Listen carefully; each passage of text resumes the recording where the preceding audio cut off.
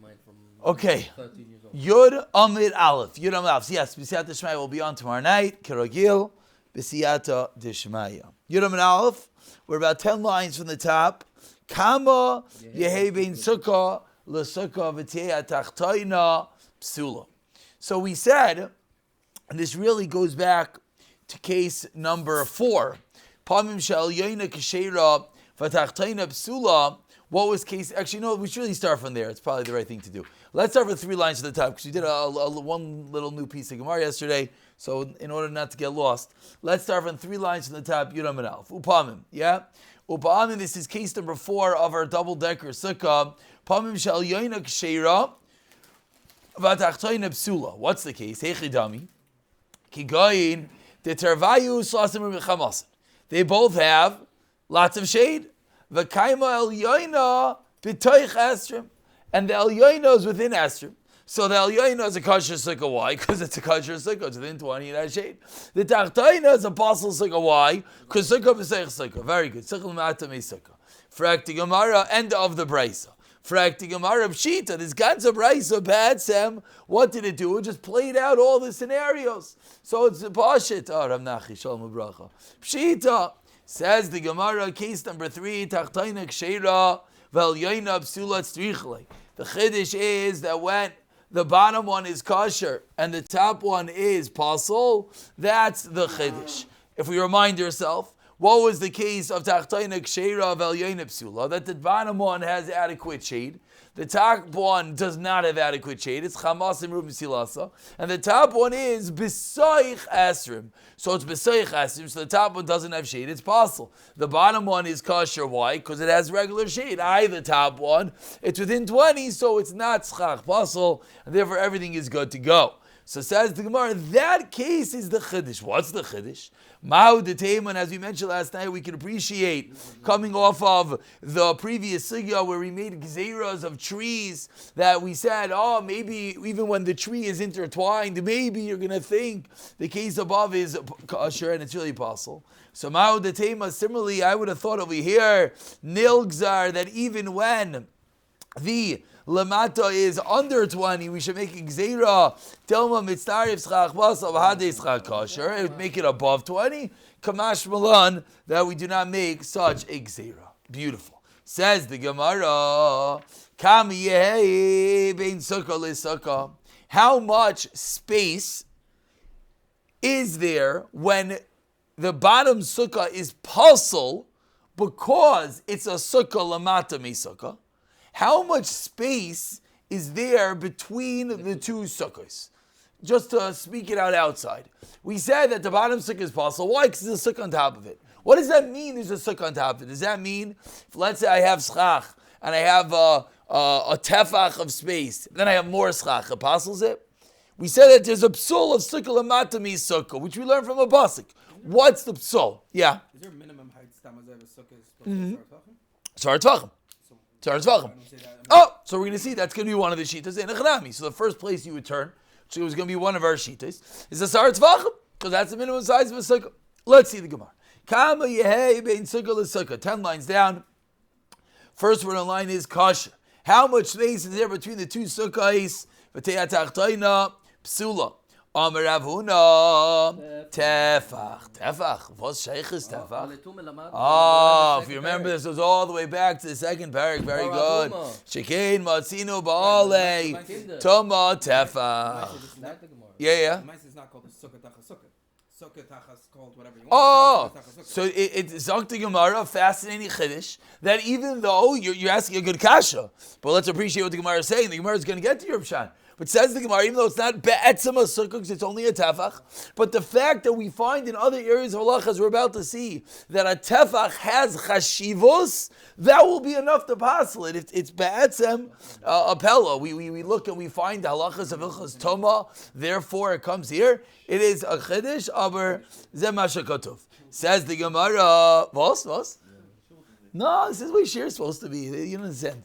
Your pay is shir, but not like us Americanishes. Us Americanishes, we sit by shir like a little lemela, mita paper, you have a shiloh, you write it down, and ulay after you ask the Rebbe after shir, maybe you raise your hand. In your pay is shir, there's no such thing, there's not a moment of quiet. No? A good Israeli share for sure. The whole thing is one big screaming match. And sometimes they don't chap. The Rebbe walks out of the room. They're all busy screaming. I mean, sure. I guess you're ended. Anyways, Omar Rav Huna tefach. What's the makar for tefach? Shekein matzinu ba'alei tuma tefach. We have a precedent that is a din oil, that is a chashivas makayim to a tefach. The Tanya we learned in a brayso. Tefach al tefach berum tefach, one by one with the depth of one, height of one. Maybe asad tuma. It brings the tuma the chaytis. This is the din that we said many times. This is the makar. Well, this isn't the makar. The makar is the Mishnah Oyelis. This is the makar inside.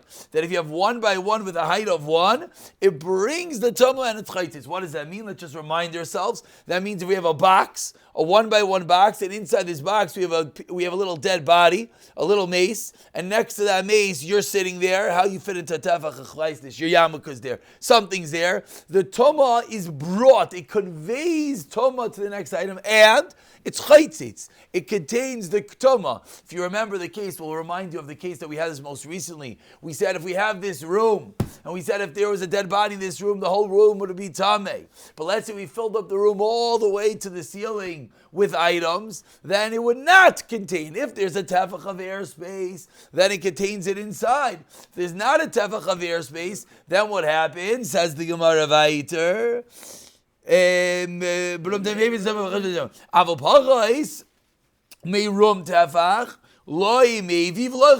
Neither does it bring the tama, meaning something else in the same airspace would not become tame, and it does not contain it within that area. Rather, it's by keya ad l'rakia. Very good. It goes straight up to Shamayim. So teretz number one of Rav Huna is l'chayra shtikel chiddush that says Rav Huna that once there's a tefach between the two sukkahs, that itself passes. Fascinating shita of Rav Huna.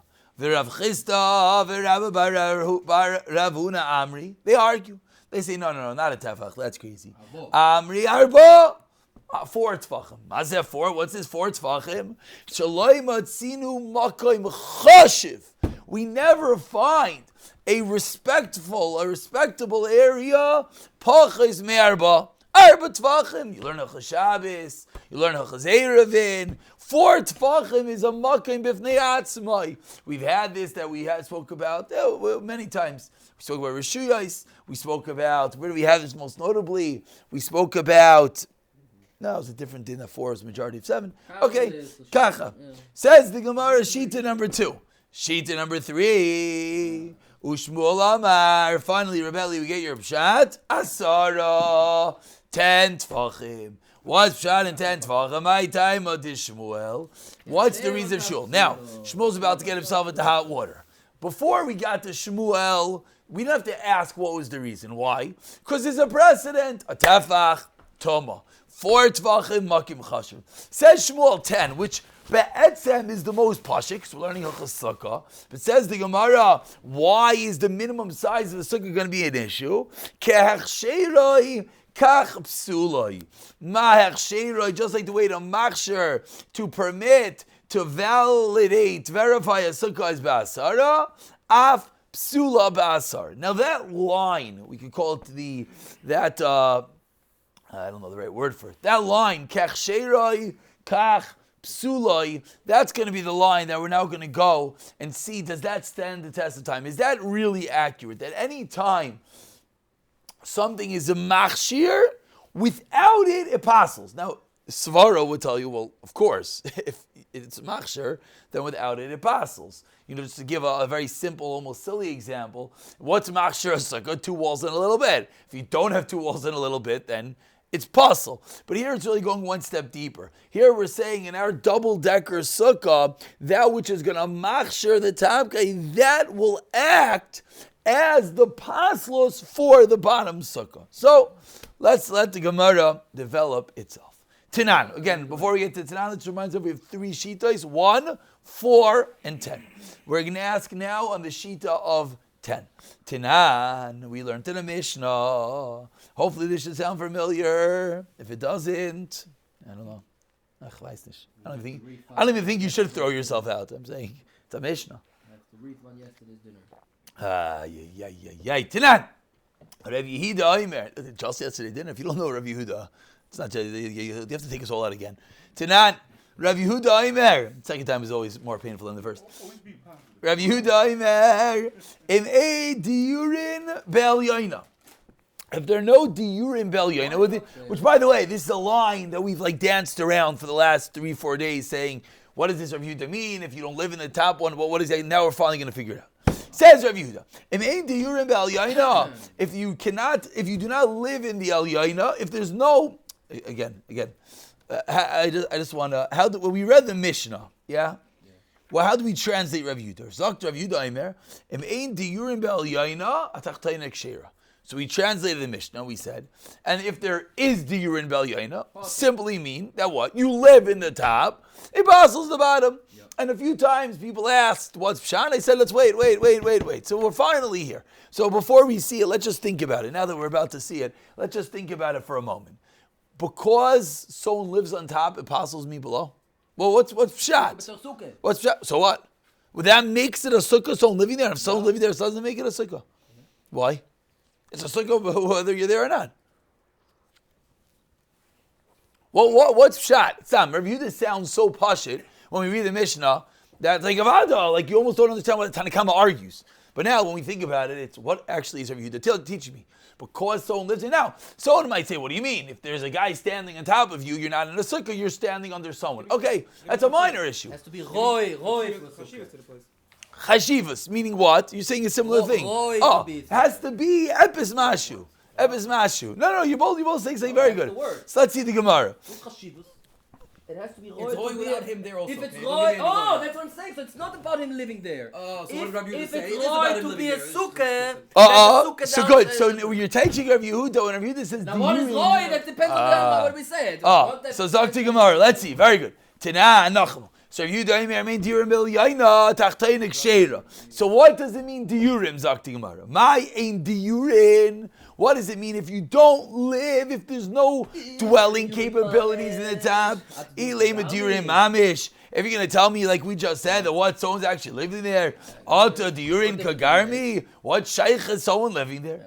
Elalav, my ain diurin, kol shein reuya ledira.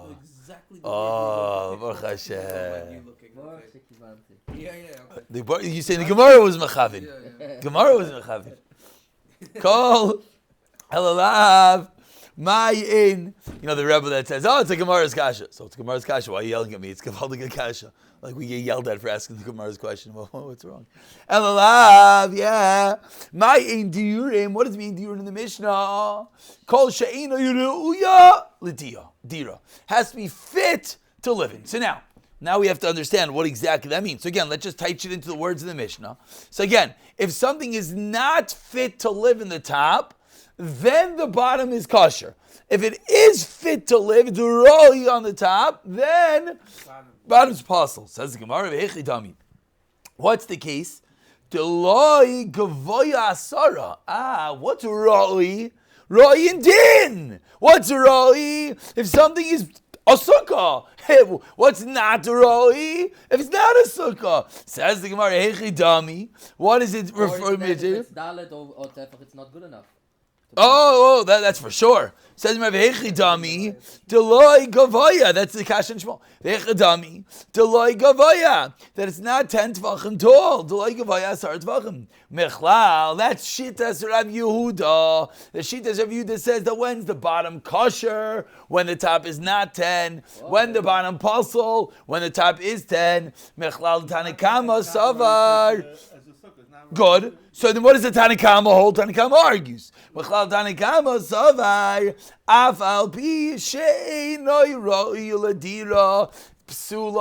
That even if the top is not roi, which means what? It's not 10 tefachim, the bottom is basal. Kasha on Shmuel. Because what did Shmuel just tell me? That when is the bottom basal? If the top is 10 tvachim. If it's a sukkah, then the bottom is basal. Frakti Gemara, what do we see? We see not that way. We see that the Tanakama seemingly holds that if it's not 10 it's going to bottom will be possible. Says the Gemara, Kiyasa, Ravdimi, Ami, Bimarava, Im Einatach, a new pshat in what Rav Yehuda meant. New pshat in Rav Yehuda. What does it mean? Im Einatach Taina, if the floor, the ceiling of the bottom, the floor of the top, is not able, Yechayla lekabel, Karim uksasa yishalayoyna, the pillows and blankets of the top guy. It doesn't mean height. We don't care about that. It's not what Rav Yehuda is talking about. Rav Yehuda is saying, says Rav Yehuda, Im diyurim ilmala, then ilmata is kosher. If there's yes, diyurim ilmata, what does that mean? That means if it's strong enough to hold their pillows and blankets, their couches. If it's not strong enough, then the tachtayna is kshera. So that's another way of saying good. That the top has to be right to live. Good. So what does Rai mean? Rai here doesn't mean height. It means balbatish. It means exactly.